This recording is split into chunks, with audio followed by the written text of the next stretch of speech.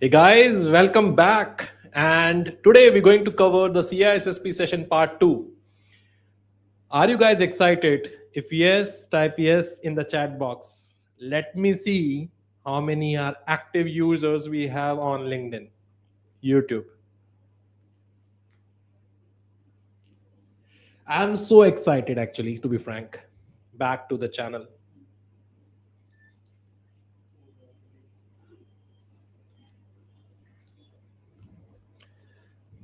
Hi Ion, how are you? Sugamano? Good to see your first message. I think you are daily waiting for this session.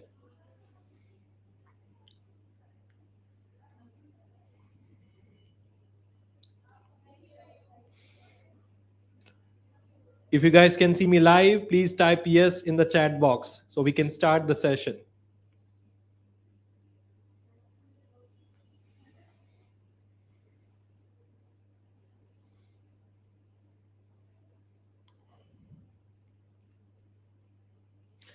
Oh, that's great.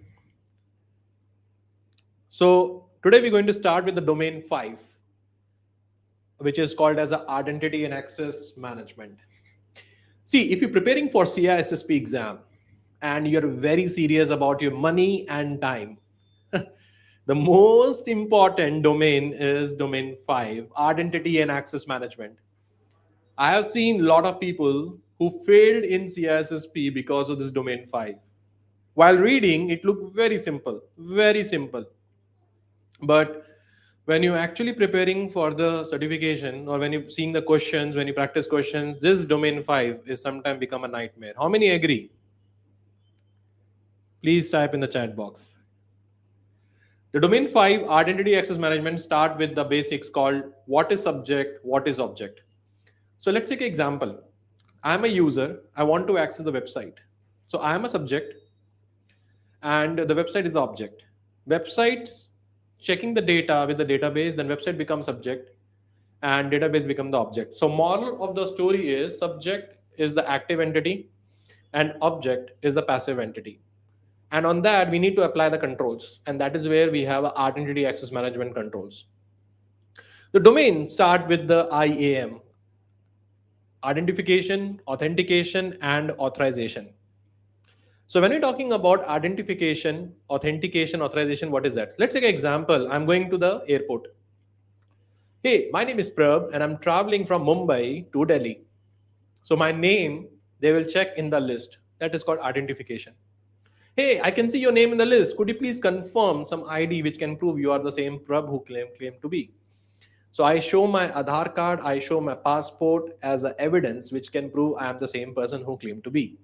That is called authentication, the process of verifying the person who claimed to be. And I will get a particular seat number 36 or 37. And that is basically called as a authorization. Okay. So we start with the identification, then we move to the authentication, and then we move to the authorization. In domain 5, in the new syllabus, they have been added one of the topic called JIT, just in time access, where the access has been given for a particular time. As a CISSP candidate, while you're preparing for this exam, you really need to understand the use case of JIT, how JIT works and when to use JIT. And let me give you one use case of JIT. Let's take an example. I'm an administrator. I want to perform some database activity. So traditionally what happens is we create a new account, we escalate the privilege for that. And later on we forget. So a user will carrying his own privilege along with the database privilege. And tomorrow if that account is hacked, it is a nightmare for the enterprise. Agree? So now what happened? We escalate your privilege for a database admin for a particular time. And according to the time, we can revert back to the previous state. And that is called as JIT. And that is why the JIT is the backbone of zero trust architecture. So as a CISSP candidate, you should know what is JIT and how the JIT works in the enterprise. Moving ahead, we also talk about the concept of biometric, because when you're talking about authentication overall, authentication, we have a three type: something you know, something you have, and something you are. So I want you to provide the answer in the chat box, the example of something you know. Mr. George, you can have a chair because we have a long session. So I need in a comment box your answer, the example of something you know. I'm waiting, I'm looking in the comments. Excellent. Something you know mean a knowledge, which is called password. Which one is more secure, password or passphrase? So now you're getting my perspective, how the CISSP test your knowledge. Looks very simple, right? I'm sure you have seen these two statements in day-to-day life. Something you know example is PIN or password. Sorry, PIN and password. Now let me rephrase my question. Which is most secure? Something you know in with PIN, password or passphrase? Let me know in a comment box. Which one is basically more secure? The answer is passphrase. So passphrase is more secure because we are using the sentence as a password. And what is the best password? I love my partner after marriage, right? So that is the best passphrase we can use. Or I love my mother-in-law. That is the best passphrase we can remember, right? So this is called as something you know. Second is called as something you have. Have mean ownership. Okay, example of something you have is, the example of something you have is, ownership is OTP. So we have a two type of something you have. One is called as a software based token and one is called as a hardware based token. So you should know TOTP, time based one time password, and hash based one time password. The biggest concern with something you know, sorry, something you have, I apologize, something you have is the ownership of the devices and prone to user error. The third most important part, we basically talk about something you are, and that is called as a biometric. So my next question for everyone, which type of authentication factor difficult to implement in the organization? The answer is biometric. Because during a COVID time, people are not very comfortable to use their fingerprint on the shared scanner. How many agree? Yes or no? Agree? So that is basically called as a something you are, which is called as a biometric. Now, when it comes to biometric, in biometric, we have a two type of errors: false acceptance rate and false rejection rate. You should really understand from exam point of view how the FAR works and how the FRR works. Okay, false rejection rate and false acceptance rate. Okay, you should also understand that which one is the type 1, which one is the type 2. So I need in a comment box, how many of you always struggle to remember which one is a type 1 and which one is type 2? How many of you always struggle that which one is type 1 and which one is type 2?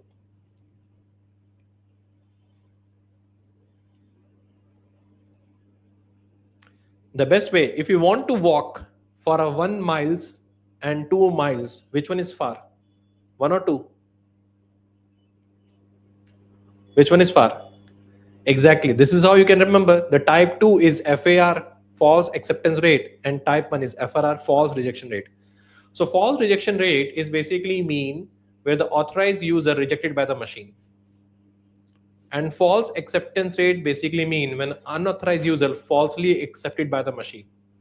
So which is more concern for us? Increase of FAR or increase of FRR in the data center?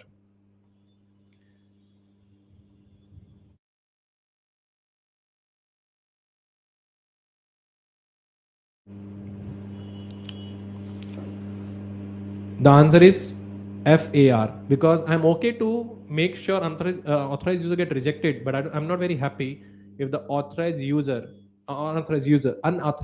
accepted by the machine. Is it clear?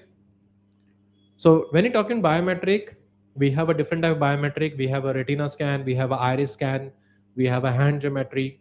Retina scan the blood vessel of your eyes. Iris basically scan the surface of your eyes. So it's very important for you to understand these trifactors. Okay. Now the next part we're going to discuss about federation. Federation is the most important topic. Federation identity is the most important topic of domain 5, in which we cover SAML, we cover OAuth, we cover OpenID. Please understand federation in this way that when you take an example of Gmail, you log in once and access all the resource of the Gmail. So once you authenticate with Gmail, you log into the mailbox, and from there, when you try to open drive.google.com, does it ask for the username password? No. When you try to open doc.google.com, does it ask for the username password? No. Because once you authenticate, based on that, you can able to access all the resources. Agree? So doing that within a same domain called SSO, single sign-on. Is it clear? And when you're talking about uh, doing the same thing between the two domains, two different domains, that is called federation. Is it clear? And the best example is you going to booking.com. You going to the booking.com. Do you notice in booking.com it say login with Gmail ID, right? Login with Gmail ID. So when you log in with Gmail ID, it means you're using your Gmail identity as a credential to access the booking.com. So in this case, Gmail is the identity provider and booking.com is the service provider. So quick question for everyone. If you get a question around in the federation, who does the authentication? Identity provider or service provider? What is the answer? In the federation, who does the authentication? Identity provider or service provider? So answer is identity provider. Who provide the access to the user? The answer is service provider. Is that clear? Is that clear? So in federation, the first important thing you need to understand, we have called as a SAML. SAML is one of the solution we have. And you really need to understand in SAML what we exchange is an assertion. We have IDP, we have a SP. Who issue the assertion? Who issue the assertion? Identity provider. Who consume the assertion? Service provider. Are you guys looking for the similar in detail CISSP classes? Anyone interested? So I'm planning one detailed live bootcamp program in the month of May. You can reach out to InfoSectain for the details. Okay, let's back to the business. So here when you're talking about, there's a 5 seats are left. Okay, it's up to you. So now next part we're talking about here is OAuth and OpenID. See, SAML is something used in enterprise. SAML is something we use in enterprise. And they use a SOAP as an API to exchange the information. But if I'm looking for the open source kind of things, API based access and all that, then in that case, I basically use another one which is called as a OAuth and OpenID. How to remember? OAuth deal with the authorization. On OpenID, deal with the authentication. I repeat again, OAuth deal with the authentication. Sorry, OAuth deal with the authorization and OpenID deal with the authentication. So first it introduced OAuth, then we basically introduced the OpenID. And today we are using a new concept which is called as OAuth 2.0. That's something we are using. We also have OpenID Connect. You really need to understand how the OpenID works, how the OAuth works. Okay, what is the role of OpenID Connect and OAuth 2.0? So that something is very important for us. Moving ahead, we also have a new topic in the federation. We're talking about IDaaS, Identity as a Services. So any example of identity as services? Need your reply in the chat box. The example of identity as a services. Office 365. Can we take an example of Office 365? Can we take an example of G Suite? These are the examples we have for the IDaaS. The biggest reason of using IDaaS because it is SaaS in nature, software as a services. Do we need to install any special application? Do I need to install a special hardware? Do I need to hire an administrator? The answer is no. The biggest reason of going for IDaaS, simple administration. And that is the point you need to remember while you're preparing for the exam. Ease of maintenance, cost, and accessibility. So everything is deployed in the cloud. User basically connect to the user is basically connect to the console, just typing office365.com, do the authentication and access the resources. Don't worry, normally in the batches we discuss more in detail, but right now it's a live bootcamp we are doing. So we're just covering a key pointers. What is the biggest concern with Office 365? Can we say availability? The biggest concern with Office 365, can we say availability or any SaaS solutions? Yes, because Office 365 down, everything is down. And you can see the happiness among the employees when Office 365 is down. How many agree? That there's no ringtone about TTT or all something like that, right now for Team Microsoft and all that. So we will always pray Office 365 go down or any service goes down, so we don't need to attend any meetings. So that is the example of IDaaS. Now, sometimes what happen is we need to integrate IDaaS with the in on-premises resources. So integration is the biggest concern. That's something we have to look for. And second biggest concern is the controls. Moving ahead, when you preparing for the domain 5, please give proper attention to IDaaS. Please give proper attention to OAuth, OpenID, how it works. What is the risk associated with OAuth and OpenID? Okay, and also understand SAML. So there's a dedicated coffee shot I made on SAML. Go to YouTube and type SAML Prabh, you will get that video. So that is very important. And can we say the biggest reason of using a OAuth and OpenID is that without exposing a credential, we can able to access the other resources? How many agree? If I'm using an OAuth and OpenID, in that case, the biggest reason of using that is without exposing the credentials, without sharing the credentials, we can able to access the other resources. Yes or no? So that is the advantage we get. Is it clear?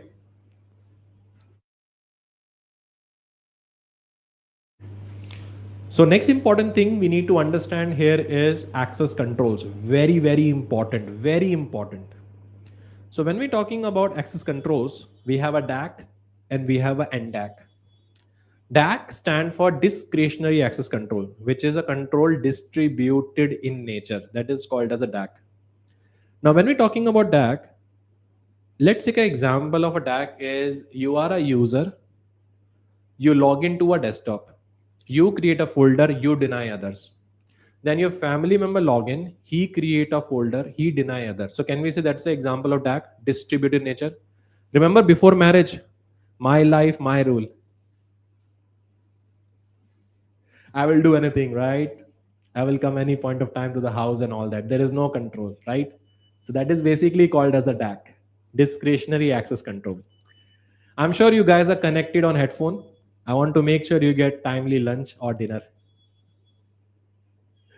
Next is basically called as a NDAC, non-discretionary access control, which is non-distributed nature. And here, what happened is when I talk about NDAC, where the administrator control everything. Is it clear? That is basically called as a NDAC. Can we take example of domain controller, where domain controller create a users? He is the one who provision the resources. So my question for everyone, which one basically have a more governance, more control, DAC or NDAC? Which one basically has a more control, DAC or NDAC? The answer is basically NDAC, because in that case, centralized provision we have. Jack, can you just check the comments? Thank you. So that is basically called as a DAC or NDAC. Okay, so NDAC is basically has a more control.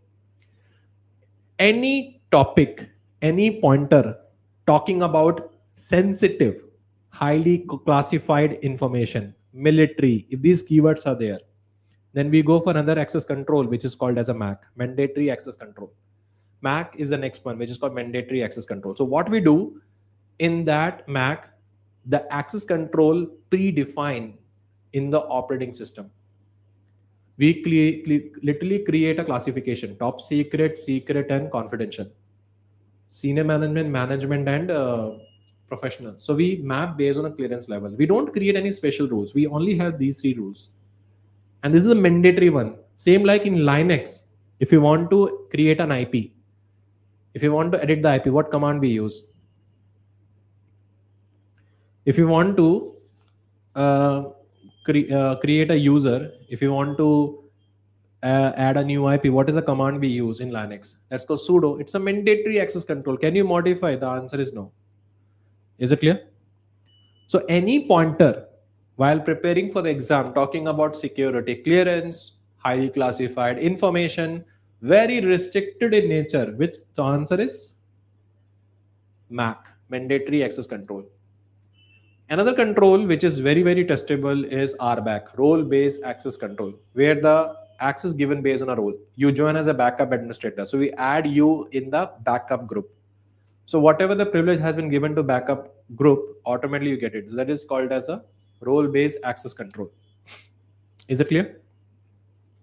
So if you have a company of 10,000 employees, and you want to manage the administration of that, which one we can implement? DAC, NDAC, or RBAC? If you have a 10,000 employees and you want to implement the control for 10,000 employees, is it a good practice to go for NDAC or MAC? No. The answer is RBAC. If I'm just creating a 10 groups, if I'm creating a 10 groups, that is enough, right? So by creating a 10 group, we can add those 10,000 people in that. So based on a job, based on a function, we can give access. And the last topic we talk about here is attribute based access control. Attribute access control, where we give more granular in nature, okay, which is more granular in nature, that is basically called as a ABAC. Do you notice when you first time creating a profile on Netflix, when you're creating first time profile on Netflix, what we do, we create a user profile where we add the name, they ask for the type of movie you're interested for it, type of language you're interested for that. So Netflix will evaluate the profile, and according to that, they will give you the set of attributes which is belong to your things. And that is why it is basically called as a attribute based access control. Can we combine? Definitely we can combine. So this is all in the domain 5 we have. Hope you find the summary useful. And in next 5 minutes, we are going to start the domain 6. Meantime, in this break, I can check some questions, pointers if you have in the comment box. Thank you.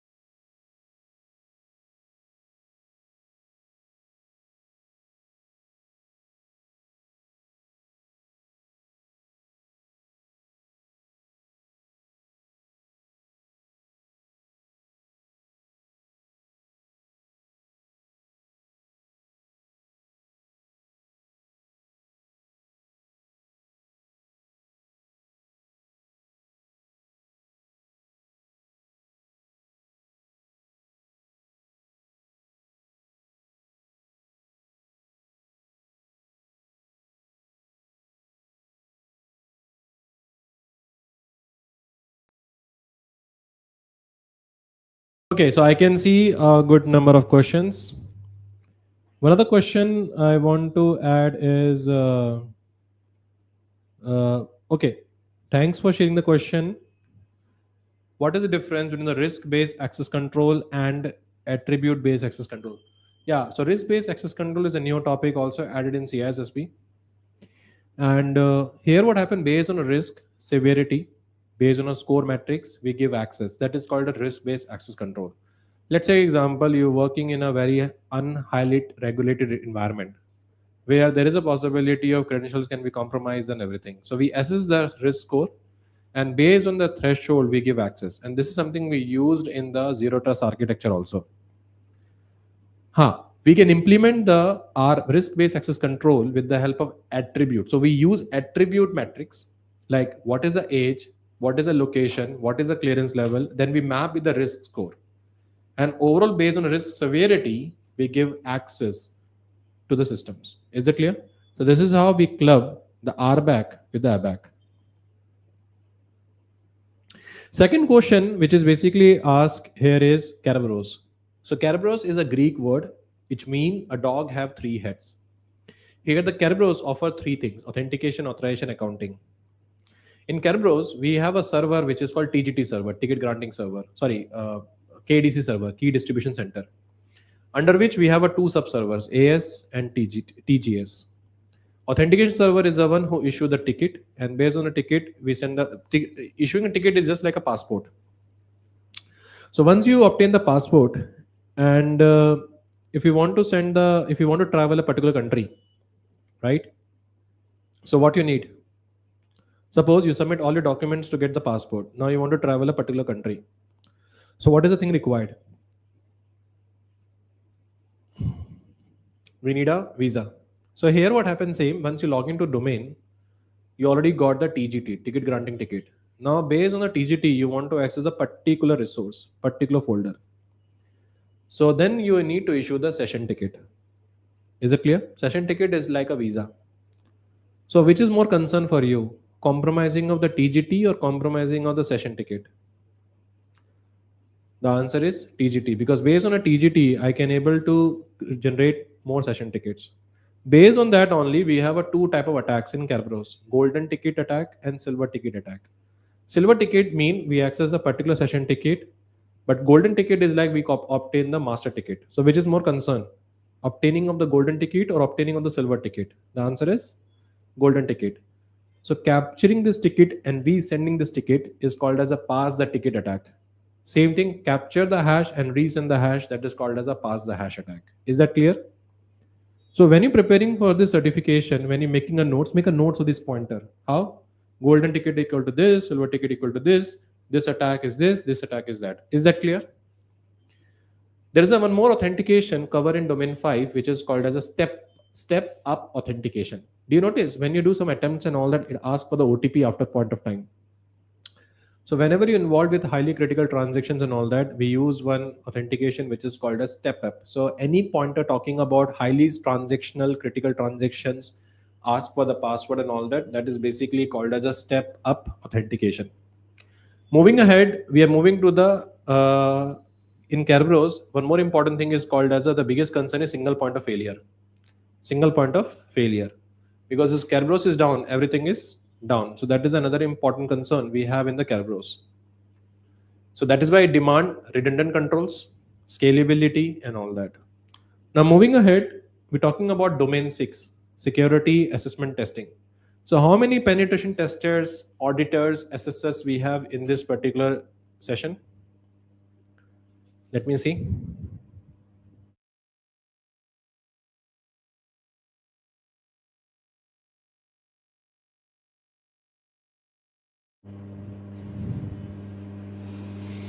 Thank you, cybersecurity shots. Thanks.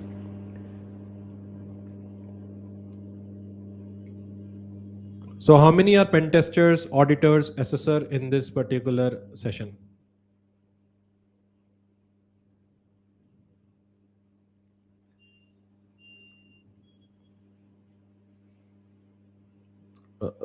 Mr. Jack, can you just check the comments?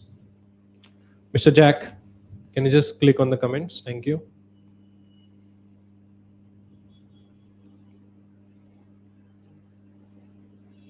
Okay, I can see one auditor there. Okay.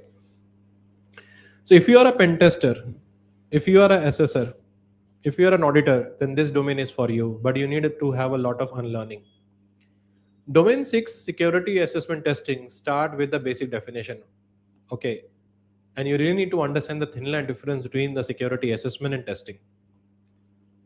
Security assessment is a series of tests. Examples, security assessment is an umbrella. Like I'm doing an assessment of data center where I'm doing a testing of the control and their associated effectiveness. So assessment is umbrella and testing is a series of activity.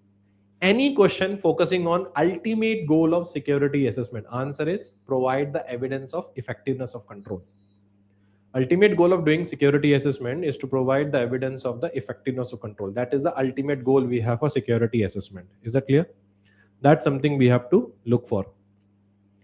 Now, when we're talking about assessment, okay, you really need to understand the assessment. We have a three methods: uh, interview, examine, and test. First, we examine the artifacts. Based on that, we do the interview and then we test the controls. Is it clear? So these are the methods we are using for data collection.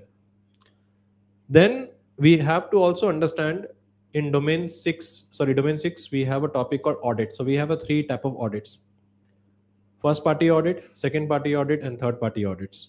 Or you can say first party is like your internal audits, second party is your vendor audits, and third party when you face the certification audits and all that. That is something you really need to understand how it works. In layman term, you can say business get controls from the first party, second party assess the control effectiveness, and third party assess the first party, second party, and provide. Sorry, first party from the audit perspective is an internal audit which they implement. Then second party audit is a vendor audit, and third party is basically certification audit. That's how it works. Moving ahead, we also going to discuss about the log management function, which is another important part of the domain 6, where we collecting the logs, reviewing the logs, correlating the logs. And the most important part in the log management, we have a timestamp, which is driven by the NTP protocol, NTP, Network Time Protocol, which is a very important requirement in the log management, which help you to sync up the time, which help you to sync up the things. And based on the timestamp only, you can recreate the event. Another important thing, we have a two type of testing approach when you're testing an application. So whenever any application goes live, before it go live, we do some test. And that is called as a RUM. Not that RUM. RUM stand for real user monitoring. Okay, don't worry, it's a weekday time. We don't have a time for party. So real user monitoring and synthetic monitoring. So we have a two type of monitoring which we do on the application. So when we say real user monitoring, what we do, we collect the analytic reports of the websites, we collect the analytic report of the systems, and based on the learning, we try to improve the sites. That is called real user monitoring. Synthetic monitoring is that we generate an artificial transaction. Let's say example, I want to make the website live. Before that, I will make an artificial transaction on the website. Example, I build one net banking and I'm trying to perform some artificial transaction on that. I will log in into the account, I will create a dummy account, and then I validate. So that is the best example of the synthetic monitoring. Ultimate goal of both the monitoring is to provide the effectiveness. Further to that, we also need to understand the pen testing. So what is the difference between the VAPT? I need your reply in the comment box. What is the difference between the VAPT? VAPT. Which one is more aggressive in nature, VA or PT? Which one is more aggressive in nature, VA or PT?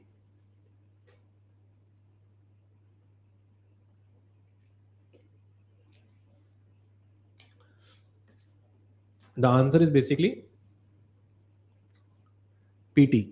Vulnerability assessment is all about identifying the vulnerability, but pen testing is all about exploiting a vulnerability, gain access to the system. It is just like knocking a door is VA, but breaking the door and penetrating into the house, that is called as a PT. So in the pen testing, what is the first step in the pen testing? Need a reply in the chat box. What is the first step in the pen testing? Okay. What is the first step in the pen testing?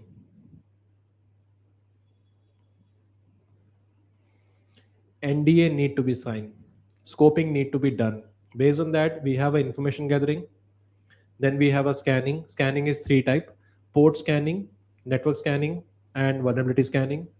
And then we basically exploit the vulnerability and prepare the report. Reporting happen parallel in all the phases. If you're preparing for CISSP exam, please focus on the NIST based penetration testing methodology. It's very important. Okay, that's a very important part. Now, when you're talking about in pen testing, we have a two type of pen testing based on a knowledge: white box and black box. When you have a zero information about the target, that is called black box. When you have a complete information about target, we just need to exploit the vulnerability, that is called as a white box. Black box means zero information. Black box means zero information. White box is basically mean complete information. There's an approach of doing a pen testing. One is called as a external, one is called internal. So CISO has appointed the pen tester and do the pen testing from internet without sharing any information. CISO has not shared any information with me. I have to start from zero, gather information and everything. That is basically called as external. Ultimate goal of doing external testing to identify what kind of a threats we have from outside. And second level of pen testing, we basically call it as an internal, where the CISO allow you to connect with the internal network. And ultimate goal is to understand if tomorrow any damage happen, what is the further impact we have. So that is basically called as a internal PT. Now there is a way of doing this test. We have a three approach of doing this test: SAST, DAST, or IAST. See, when we doing a testing of an application without executing the application, that is called static application security testing. Like we have an application and we have a source code. We're reading a code. We identify bug by reading a code. So that is called as a SAST, static application security testing. Dynamic application security testing is basically we're doing a test against the running site. We analyze the behavior of the site, and based on that we do the test. That is basically called as dynamic application security testing. It is same like the website is running and parallelly we're sending an exploits against the running site, and we see the response behavior. Third is basically called as the IAST. Those who are preparing for CISSP, please give attention to IAST. IAST is a combination of SAST and DAST. So tell me something, until unless I don't do SAST or DAST, can I able to find the vulnerability? Until unless, if I don't do SAST or DAST, can I find the vulnerability? The answer is no. So in the case of IAST, it is happen on the real time. So we have one plugin which is integrated within the application. So any kind of an attack happen on the application, that plugin will collect all those behavior and provide the data on immediate basis, in real time basis. And that is basically called as a IAST. Is it clear? SAS, DAST, IAST, all are VA type. It is all about the approach of doing that. Is it clear? We also have one more box called gray box. Gray box is a combination of white box and black box. It means we have a basic information, but not too much. Is it clear? Now, when we're talking about this testing will be done based on by the two teams. We have a red team and we have a blue team. The one who tried to break, the one who do the pen test, that team is called as a red team. The one who tried to protect and everything, that is basically called as a blue team. There's one more team which is called as a purple team, who sit with the red team and blue team, do the collaboration, and based on that prepare the strategy. That is basically called as a purple team. Is it clear? So these are the type of testing we have that we do to test the control and associate effectiveness. That's something we will look for. Moving ahead, we also going to discuss about software testing. That is another important topic we have. Software testing is testing the functionality of an application, where we're testing the so we're starting with the unit level, then we talk about interface level, then we talk about the system level. So first is basically called as a unit level, where we're testing independent modules. When the module has been created, we connect those modules to pass the data. That is called as the interface testing. And when talking about the holistic view of testing is called as a system testing. So all these are the different type of testing we have. Now, when we're talking about ultimate goal of this testing is to find the functionalities, visibility, and everything. That is the ultimate goal we have. Moving ahead, we also have a new topic which is called as a SOC report, SOC report, System Organization Controls. So when you're talking about SOC, so after 2002 Lehman Brother case or US stock market issue and all that, the SEC, Security Exchange Commission, introduced the new regulation, and they passed one act which is called SOX, Sarbanes-Oxley, which basically made mandate that any company who are going to be listed on US stock market and all that, they need to be compliant with some requirement like corporate governance, demonstrating financial report and all that. So I know about my company financial report. I know about my company expenditure report. But if I'm outsourcing my financial function to third party, like the company who basically offer us some kind of financial transactions and all that, I want to understand their control. So in that case, I will look for the SOC 1 report. SOC 1 equal to financial reporting. That is the only thing you need to know while you're preparing for the exam. SOC 1 equal to financial reporting. SOC 2 talk about the trusted system, which cover your 5 security controls. And SOC 3 is a mini version of SOC 2. So nowadays what happened, a lot of companies are demanding SOC report than ISO 27001, because when you go to any company, they say they are security compliant, they just provide a 27001 certificate. But that certificate, does it reveal any kind of a controls? That certificate, does it reveal any kind of a controls? No, right?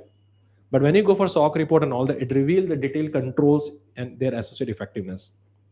So SOC 1 and SOC 2 both has a type 1 and type 2. Type 1 is basically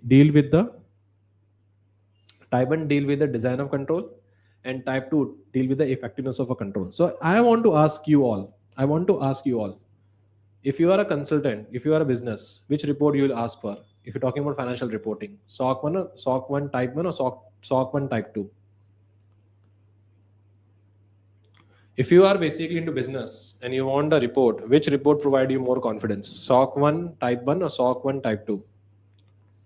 SOC 1 type 2, because that provide the better visibility. And if you moving your data in the cloud, you're talking about data security, trusted systems, confidentiality, integrity. Which report will you ask for? SOC 1 or SOC 2? The answer is SOC 2. Which report build the trust? Type 1 or type 2? The answer is type 2. And SOC 3 is a mini version of SOC 3 is a mini version of SOC 3 is a mini version of the SOC 2. Okay, so this is all in domain 6. My humble request to everyone, any domain you take, you can take for granted, but never take a domain 6 for granted. Very small domain, but very critical parameters are testable from the domain 6. They test on a very minor parameters.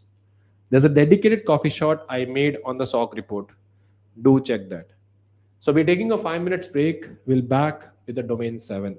Meantime, I'm seeing your comments. Do share your comments, so I will try to work on it. Thank you.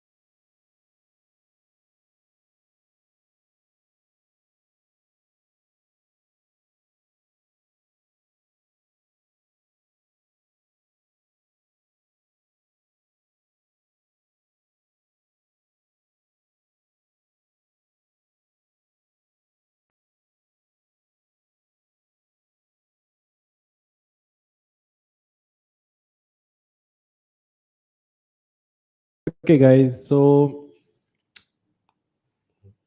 hope you're finding a session engaging. And do you want me to drive some more sessions like that? What about the next session on GRC interview or CISM prep session? Let me know your comments.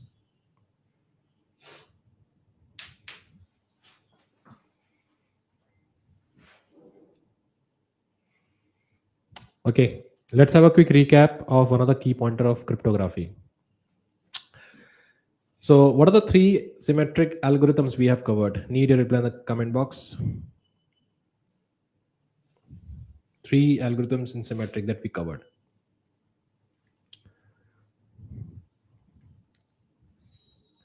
AES, DES, and RC4, right? Great. So now let's have a domain 7, security operations. How many are from security operations? How many are from security operations? How many are from security operations? Because if you are from a security operation, you have to do a lot of unlearning, because I've seen a lot of people who failed in CISSP because of domain 7 also. And those who failed because they were in SOC, because they always assume that, okay, that they know everything, and they always read the question with their organization scenario. So please, when you're going for the domain 7 of security operations, you have to do a lot of unlearning. Domain 7 start with the concept of incident versus event.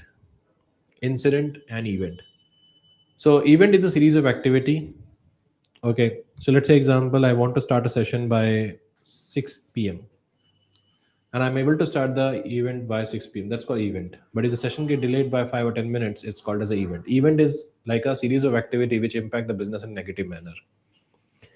And concurrent incident is happening, it lead to the disaster. And if you're unable to handle disaster, it lead to the crisis. Is it clear? That's a very important part. This domain actually start with the concept of forensics. Okay, it's very important for you to know the forensic evidence process, forensic collection process, forensic investigation process, where the first step is collection, where you collect all the evidence. Example, you collecting the evidences from all the systems, and one of the IPs you identify 1.1.1, 2.1.1. These are the IPs you have identified. So then the second step is you do the examination. And then examination is basically all about sorting and categorizing. Then you analyzing, and then you preparing an evidence. That is basically the entire process of forensic investigation. Second thing we need to understand is that when you're doing a forensic investigation, the most important part is evidence. How many agree? Evidence is basically a parameter by which you can prove someone. Like example, if you have hacked my laptop, I cannot simply say you hacked my laptop until I don't have an evidence. So your IPs are basically the example of evidence. Your snippets, your snapshots are the example of evidence. So evidence must be authentic, evidence must be original, evidence must be genuine, evidence should be static, and it should be presentable. It is must be admissible. That's why we always follow the Locard exchange principle. Whenever any crime is committed, the perpetrator leaves something behind and takes something with them. That's something we have to look for.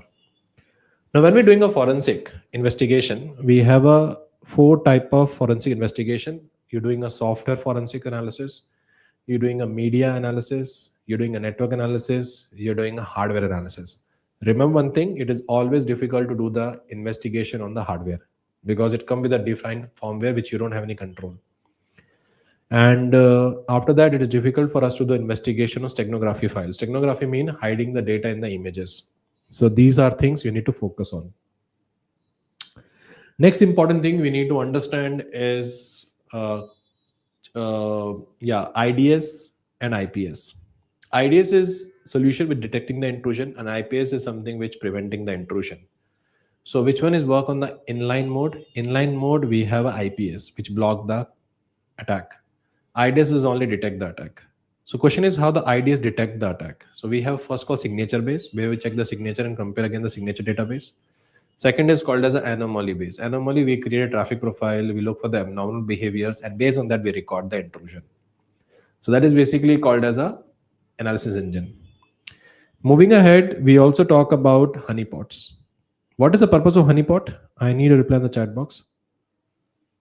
What is the example of honeypots? Honeypots. Example of honeypots. The purpose of creating honeypot is to basically do the enticement. Honeypot is the enticement. Remember that, okay? So anyone doing any kind of an attack, they can do attack believing that it's a real system, but it is a dummy system. So we learn from those dummy systems, and based on that, we basically improve our controls. That's why we basically install the honeypot in the DMZ, and that is the best position to keep the honeypots. We always keep those systems in the DMZ, which is a public facing site. Will you keep your database in the DMZ? Will you keep your AD, Active Directory, in the DMZ? Will you keep the file server, critical files in the DMZ? The answer is no. Will you keep the VPN in the DMZ? Yes. We can keep VPN in the DMZ. Okay. Can we keep the web server in the DMZ? Yes. So these are some of the things you need to consider. Is it clear? Now, next important part we basically talk about here is when you're talking about the validations of honeypots and honeypots. So we need to take a permission first before installing honeypots. Moving ahead, we're moving to the service management function. And the service management function, the most important topic we have is configuration management. It is the backbone of any organization. If you learn from the CrowdStrike incident, when they release the solution, they say you need to identify the version of the operating system and you need to delete these files. And it is literally a nightmare for us. Agree? But if you have a configuration management, we can able to promote the uniformity. Is it clear? With the help of configuration management, we can able to promote the uniformity. That something can be done. So we have 100 system with the same configuration. And if you want to release any kind of an update, I know with the help of one update, I can able to patch everything. So can we say configuration is the benchmark now? Definitely. It represents the secure state of a system. So in the configuration management, we have one thing called CMDB, Configuration Management Database. That something is part of a requirement. In CMDB, we maintain the configuration state, which is called CI. CI is the configuration representation of the asset. That something is there. Now, if you want to do any kind of a changes in the configuration, it need to go through which process? If you want to introduce any kind of a changes in the configuration, it need to go through which process? The answer is change management process. Okay, so you really literally need to understand end-to-end process of change management. One thing, a small pointer. If you get any pointer in your mind, what is the ultimate goal of change management? Answer is tracking the accountability. Ultimate goal of change management is to track the accountability. That is the ultimate goal of change management. Then, if you want to release any kind of patches in those configuration, we need to go through a patch management process. Here, one thing you need to understand is when you're talking about the patch management, two important pointers you need to consider. One is called as a schedule. You need to follow schedule. And second, you need to check the impact analysis. According to that, you need to deploy the patch. Further to that, we have a next topic, which is called as an incident management process. But before that, I want to discuss about patch management more in detail. So if you want to talk about patch management, how it works, we have a patch management server and we have a multiple systems. We collect the patches. Before we release, we test the patches, we review the patches, and then we deploy the patches. Once we deploy the patches, once we install the patches, we perform a testing called regression testing, just to make sure the new patch does not compromise the security. So retesting post-patch management, what kind of a testing we can do? That is basically called as a regression testing. Is that clear? Same happen to change management. Like I was planning to conduct one online training, a participant unable to join. I raised this concern to L&D. L&D raised this concern to IT team. Later on, we got to know some ports are blocked on the firewall. So what we have to do, we have to change the ports. We have to open the ports. So we are introducing some changes. So we raise the RFC for that. We review the RFC. Then we approve the RFC. We test and build the RFC, and then we implement the RFC. That is something is a process we follow. Once you're done with all this activity, it is part of the service management function. The next important point we need to consider here is incident management process. So incident management process, you really need to understand the steps. So let's take an example. I was working on the systems. Okay, definitely, Viresh, I see your question. I'm definitely going to reply. Okay, Because we are here for CISSP session, Viresh. I'm definitely going to answer that. Don't worry. And thanks for raising the question. So when you're talking about incident management process, in the incident management process, the first step is identification. Example, like user is working on the system. He discovered some suspicious activity. Is it clear? So what he did is he notify immediately to the incident management team. So first step is we have to confirm the incident, and then we respond to the incident. The third step is we isolate a system immediately from the network. The fourth step is we need to notify the senior management, regulatory. According to GDPR, the reporting breaches.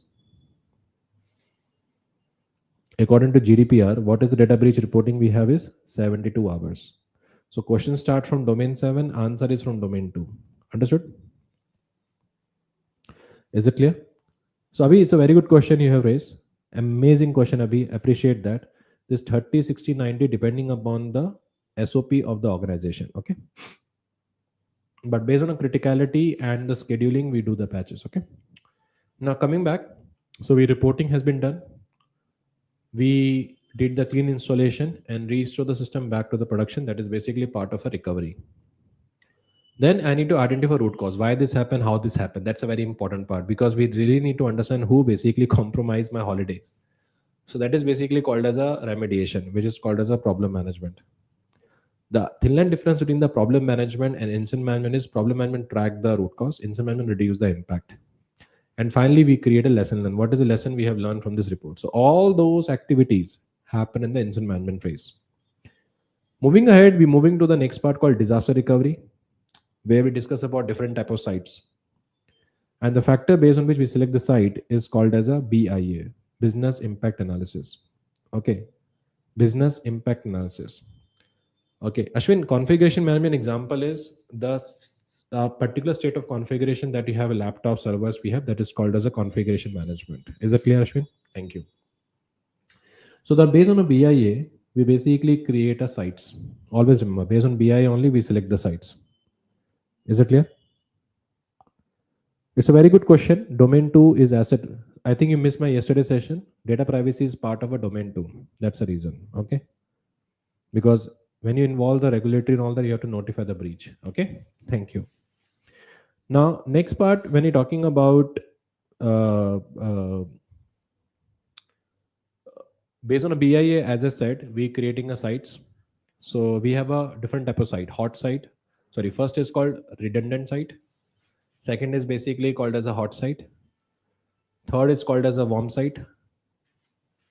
Fourth is basically called as a cold site. We have mobile site, and we also have a this called remote mirroring. So we'll discuss reciprocal site.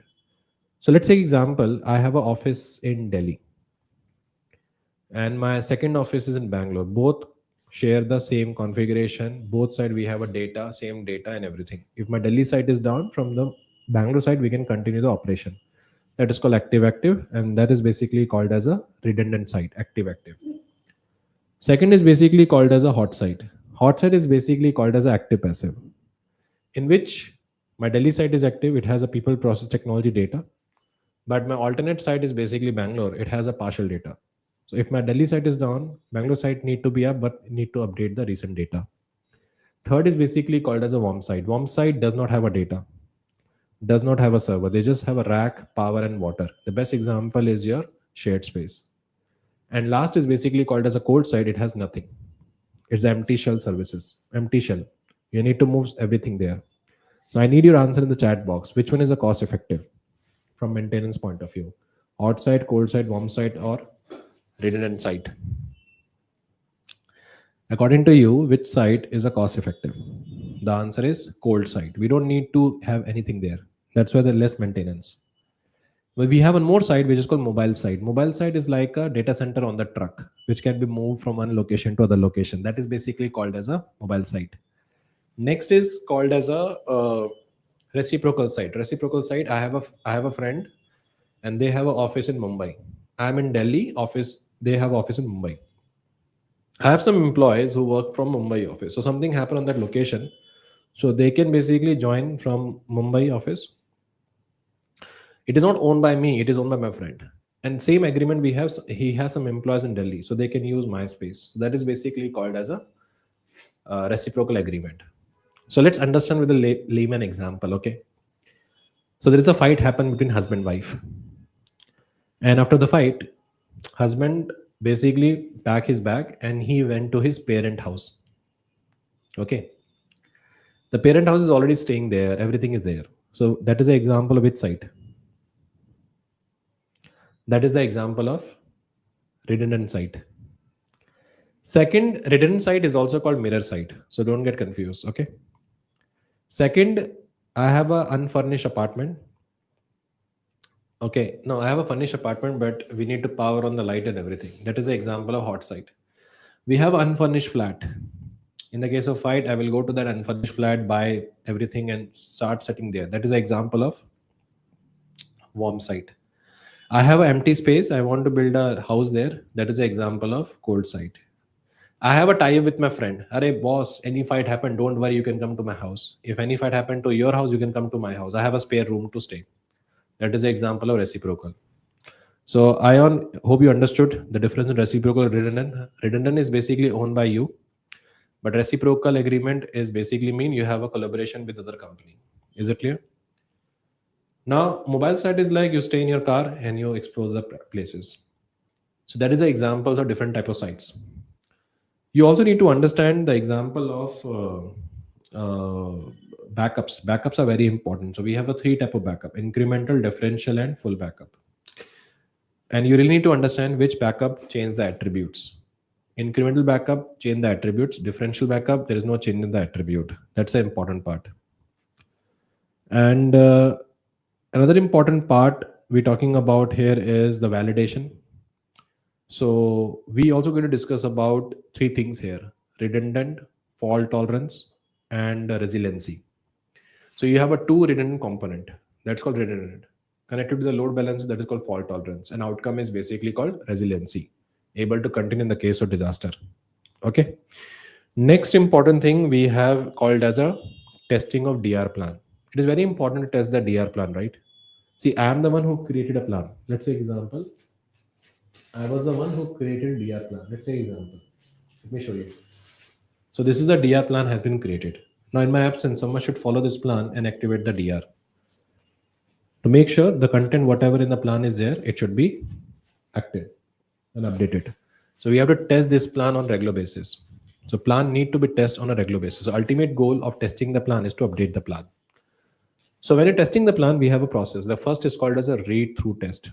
Read through test, basically I will invite all the business teams. I will distribute the plan to everyone and I will ask their feedback. Make sure your department data is representative in the plan, accurate and all that. So that is basically called as a read through test. They will say, "Ha, Prab, in my department, this guy left. Update this data." So in the case of emergency, we calling a right person. That is called as a read-through test. Second is basically called as a walkthrough, where I'm going to literally walk through about the plan. Then we basically do the physical drill exercise, where we leave the facility and see how soon we can able to jump back. That is basically called a simulation test. Once we done with the simulation test, then we go to the alternate site, which is basically a hot site for testing the DR plan, because we try to check if I'm moving the resources from primary to hot, how long it will take. And once we're done with this testing, then we do the one test on your primary site, which is done annually. Ultimate goal in all these testing is to update the plan. There is a dedicated coffee shop I made on DR site. You go to Google, YouTube and type DR site Prabh, you will get that coffee shop. And you also get the questions on the testing of the DR plan. So this is all we have from the paper walkthrough and all that. This is all from the domain 7. Do let me know in a comment box what are the questions you have. We'll back in 5 minutes. Thank you.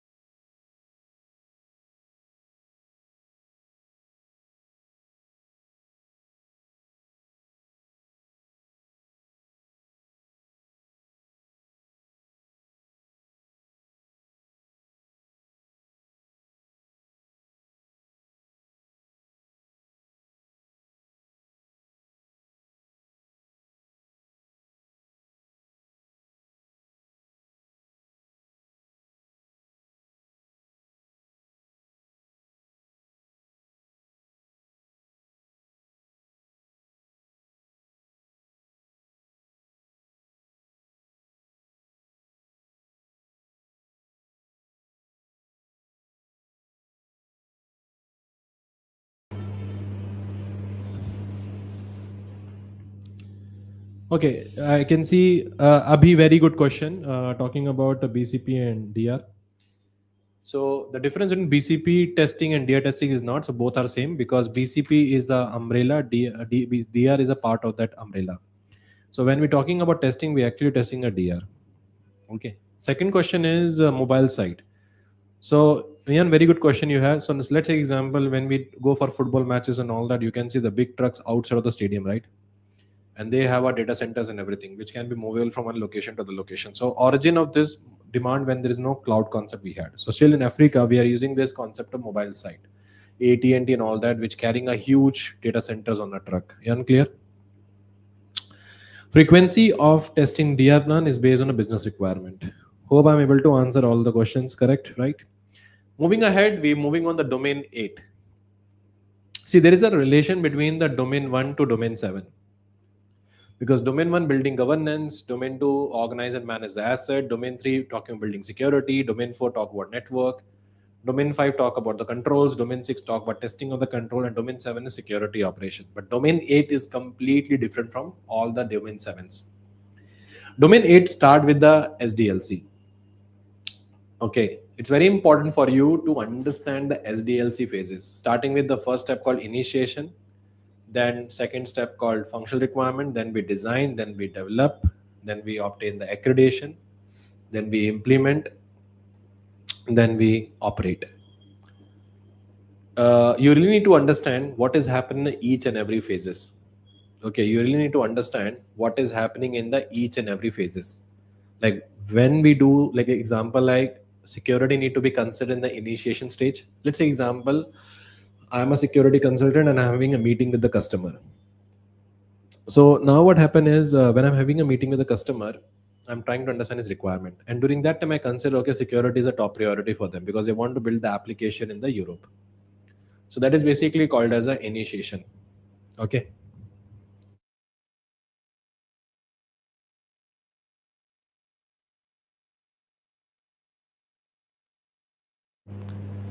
So once you're done with the initiation, the next part, we basically talk about the functional requirement where we document the functionality and everything. Once you're done with the functional requirement, the next step, we design the entire application workflow. So can we involve the threat modeling here? Definitely, threat modeling need to be involved here. And what is the example of threat modeling we covered in yesterday's session? The example of threat modeling is, let me know your suggestion in the comment box. Example of threat modeling. The answer is basically STRIDE, STRIDE. So S stand for spoofing, T for tampering, R for reputation, I for information disclosure, D for denial of services, E for elevation of privilege. So that's something you need to know. So once you're done with the threat modeling, based on that, you do the development. You do secure code review. And that is something maximum SAST we can do in the development stage only. Then we do UAT. Then we prepare the application for testing. We prepare the application for certification. And then we obtain the accreditation and roll out the application in the production. And then we manage them. So this is the SDLC phases we have. Now, those who are watching my video right now, it is highly recommend to check the SDLC NIST. It's very, very important because NIST, SDLC have 5 phases and it is very important for you to check that. Moving ahead, we're also talking about DevOps. The biggest concern DevOps introduced, which was not there in a traditional SDLC, is like segregation of duty because in DevOps, development and operation team are working together. So there's a pipeline we called, which called CI and CD. Through that, we release the module and we build the application. And if you're introducing security into that, that is called as a DevSecOps. Is that clear? So you really need to understand DevOps and you really need to understand the concept of DevSecOps. And you also really need to understand the what is the concern introduced by DevOps, which was not there in a traditional SDLC. Moving ahead, we also talk about CMMI. You really need to understand CMI level 1, 2, 3, 4, 5. And you really need to understand the impact of each level. If process is unmeasured and all that, that is called level 1. Process is measured, level 3. So you really need to understand CMI level 1, 2, 3, 4, 5. Next important thing we have called SAM, Software Assurance Maturity Model. See, when I join any organization as a CISO, that company involved in building applications and everything. So I need to integrate the application security governance. I don't know how to start. To start from a scratch doesn't make sense. So I will refer some kind of frameworks by which I'm building an application security governance in the organization. And this is basically where we adopt SAM, Software Assurance Maturity Model. It is a process by which we build the application security governance in the organization. Do I need to know the components of the SAM? The answer is no. Okay, so but SAM is testable in the practice and all that. That's very important. Now, another important thing you need to understand here is we have a two type of SDLC: iterative and non-iterative. Iterative mean you're interacting with the customer on regular basis, and the best example of iterative is agile. And non-iterative is basically mean waterfall model. Okay, have you seen the movie called Pushpa? In the Pushpa, he used one dialogue. मैं झुकेगा नहीं. It means I will not be down. So same thing happened in the waterfall. The requirement is basically go from one phase to other. It cannot go back. So which one is more rigid in nature? Iterative or non-iterative? I need your suggestion in the comment box. Which one is more iterative in nature? Sorry, which one is more rigid in nature? Iterative or non-iterative? The answer is non-iterative, because we are not interacting with the customer on a regular basis. Mr. Jack, can you just check the comments? So that is the example we have for non-iterative. So agile is very, very important. Now, when we're talking about agile, in agile we have three roles: product owner, scrum master, and scrum team. And it's very important for you to know the agile manifesto. Please make a note. Okay, agile manifesto is very important, where we say that, okay, we promote process over documentation, we promote customer interaction over the deployment. So you really need to understand the agile manifesto high level. Then we basically discuss about new topic in the domain 8 we called as a APIs. So we have a two type of API: REST and SOAP. So when we're talking about REST and SOAP, let's understand the example.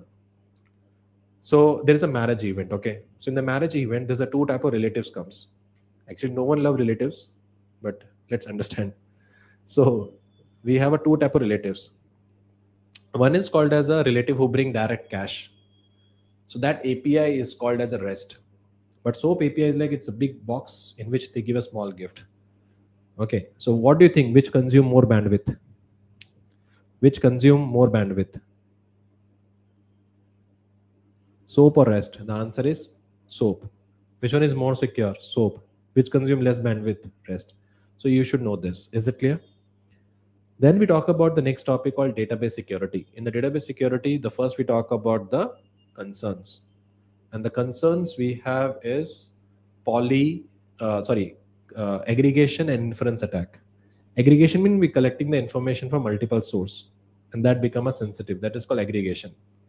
Example, from one source I got the account number, from one source I got a credit card. When I club it, it revealed the financial information about the customer. That's called aggregation. There is no effort in me. Like, I just collected the available information and combined that. But the second is basically called as a inference. Inference means I collected on that, I'm assuming.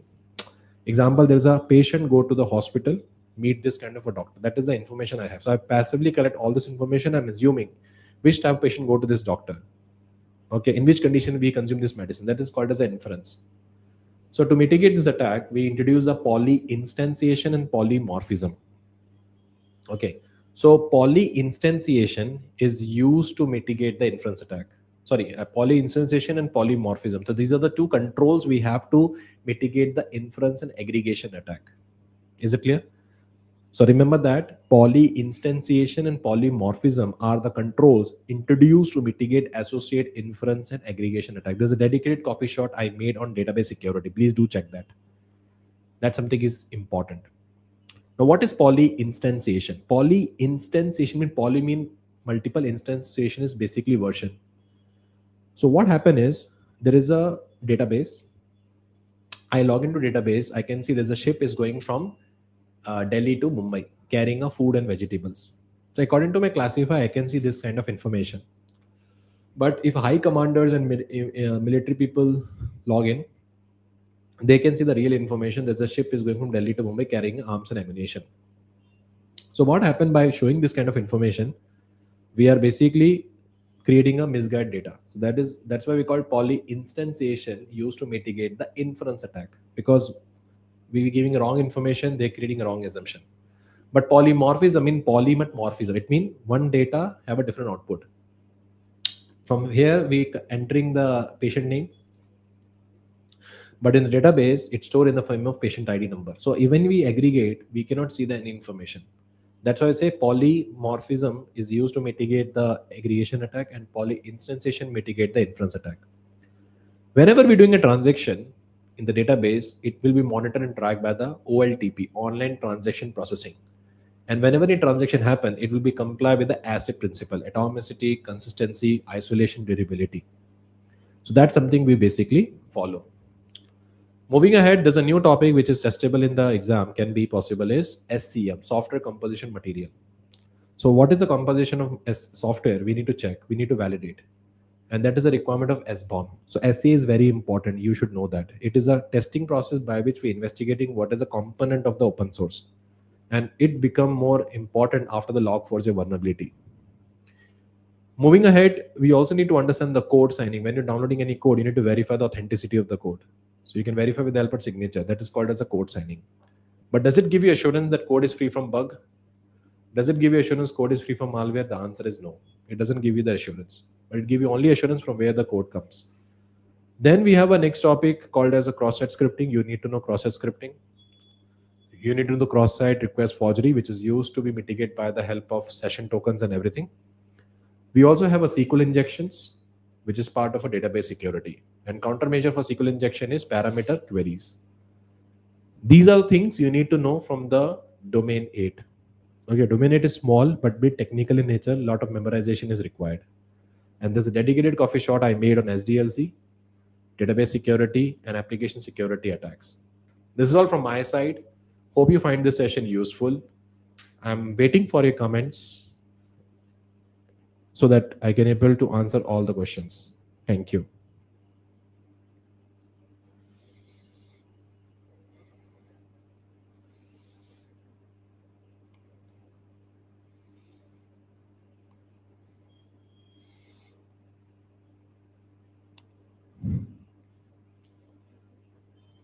Thank you so much, Srimit. Thank you so much. This is all from my side, and looking forward for more sessions like that. Thank you so much. Without you, we are nothing. Only request we have is do follow us. We really bring a lot of informative content, and we are here to build a strong community. And do let me know in the comment section what kind of a new content you want to make from me. And do subscribe to the channel also to make sure you should not miss the future videos on a similar topic. Good day and bye. Take care.